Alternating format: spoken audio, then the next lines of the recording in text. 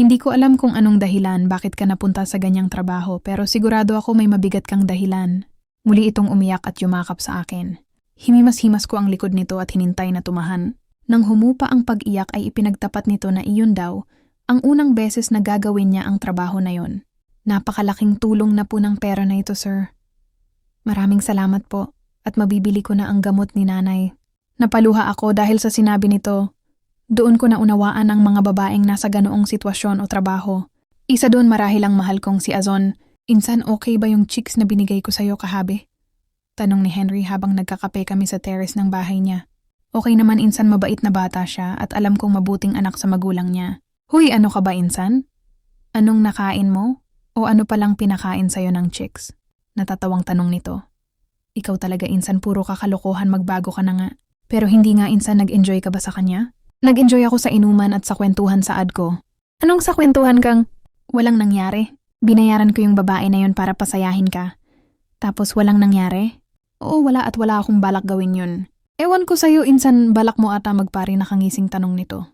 Ikinwento ko kay Henry para maiintindihan niya ang sitwasyon ni Badeth at kung bakit niya gagawin ang trabaho na iyon. At para mas lalo niyang maunawaan ay pinagtapat ko din sa kanya ang tungkol kay Azon. Ang babaeng minahal ko ng lubos at nag-iisa lang sa aking puso. Ang una at huling babae na minahal at mamahalin ko. Grabe ka, insan, bilib na talaga ako sa'yo.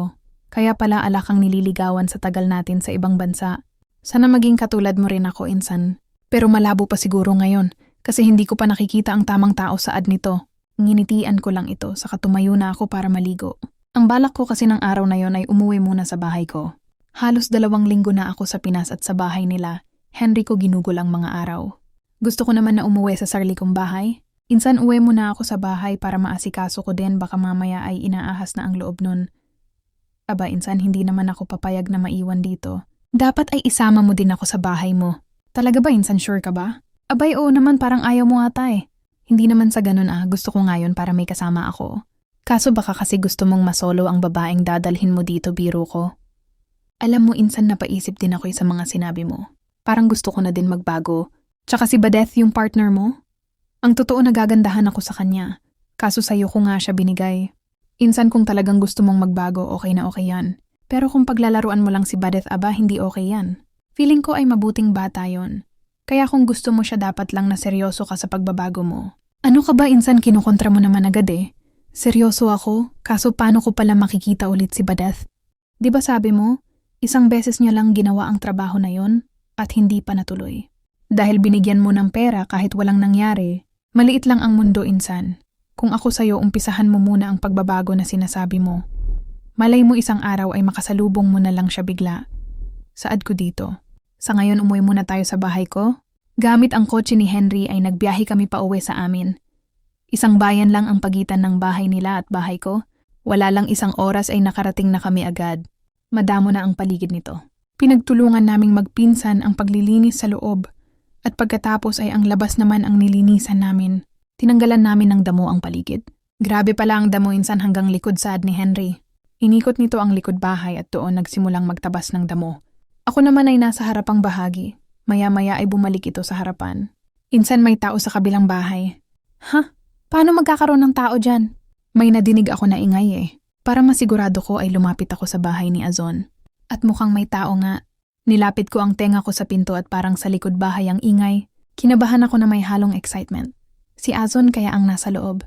Umikot ako sa likod para tignan. Mukhang nagkukudkod ng niyog ang nasa loob. Mas lalong lumakas ang kabog ng dibdib ko. Baka si Azon ngayon. Dahan-dahan kong sinilip sa maliit na butas. At laking gulat ko nang makita ko kung sino ang nasa loob. Hindi ako maaring magkamali. Tandang-tanda ko ang mukha ni Badeth. Siya ngayon. Huwag kang maingay, saad ko kay Henry. Ayaw ko kasing malaman ni Badeth na may sumisilip sa kanya. Baka kung ano pa ang isipin. Si Badeth ang nasa loob, bulong ko kay Henry. Nagulat ito pero halatang natuwa. Niyaya ko siya sa harap ng bahay at saka ako kumatok. Tao po, tao po. Sino po yan? Ako po ang may-ari ng kabilang bahay. Sandali lang po, kuya. Maya-maya ay bumukas na ang pinto. Ano pong kailangan? Hindi na nito natuloy ang sasabihin dahil sa gulat nang makita ako. Sir? Badeth? Halos magkasabay naming tanong. Bahay ko yung katabi nyo. Sabay turo sa bahay ko. Ikaw, bakit nandito ka? Dito po ako nakatira, bahay po ito ni nanay. Ha? Sinong nanay mo? Tanong ko. Azon po. Si Nanay Azon. Gulat na gulat ako at hindi ako makapaniwala. Paano nangyari asan si Azon? Nasa loob po, nasa silid, may sakit po siya. Dahil sa excitement na makita si Azon ay agad akong pumasok. Nalimutan kong kasama ko nga pala si Henry. Natutulog ang nanay sa ad ni Badeth pero tuloy-tuloy pa din ako. Hinawi ko ang kurtina na nakatakip sa silid at doon nga ay inabutan ko sa higaan si Azon. Tulog na tulog ito. Nilapita ko ito at umupo ako sa gilid ng papag. Tinignan ko ito. May edad na ang itsura nito at pumayat na ang muka at katawan.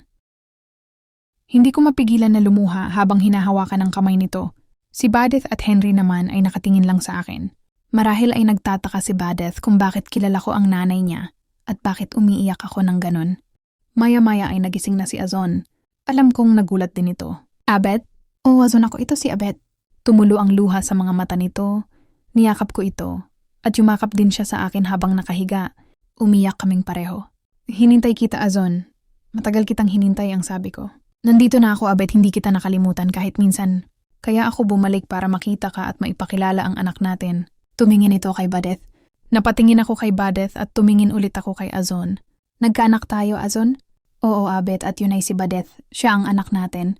Mas lalo akong naiyak, kinuha ko ang kamay ni Badeth at nilapit sa amin ni Azon. Anak kita, Badeth. Umiyak na din ito na lumapit sa amin. Nagyakap kaming tatlo.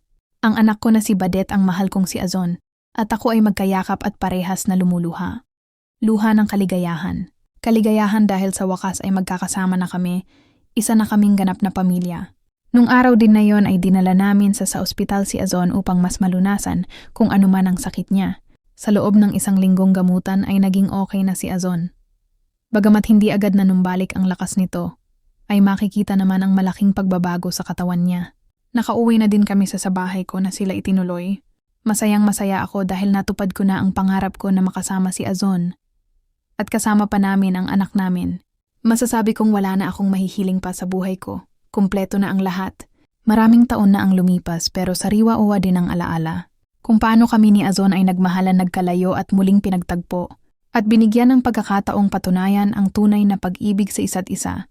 Nauna man pumanaw ang mahal kong si Azon ay isang kayamanan naman ang iniwan niya sa akin. At yun ay ang aming anak na si Badeth. At sa kanya ko ginugol ang natitira kong panahon sa mundo.